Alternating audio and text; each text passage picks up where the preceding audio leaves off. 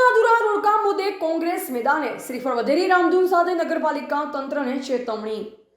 મોરબી જિલ્લાના હળવદ શહેરમાં છેલ્લા 1 વર્ષથી ચાલી રહેલા મુખ્ય માર્ગના અધૂરા કામના કારણે નાગરિકોને ભારે હાલાકીનો સામનો કરવો પડી રહ્યો છે।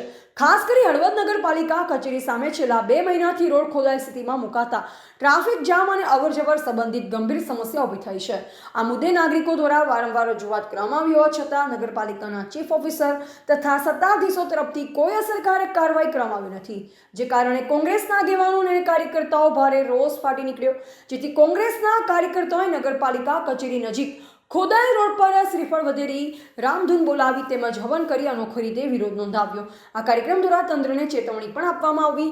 કોંગ્રેસે સ્પષ્ટ જણાવ્યું કે આગામી 24 કલાકમાં રોડનું કામ ફરી શરૂ કરી સમસ્યાનો ઉકેલ નહીં લાવવામાં આવે તો ઉગ્ર આંદોલન કરવામાં આવશે।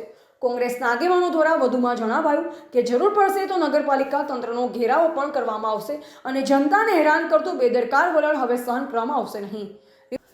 રિપોર્ટર નરેશ ડી વ્યાસ, તંત્રી બનાસી પુકાર, બનાસકાંઠા।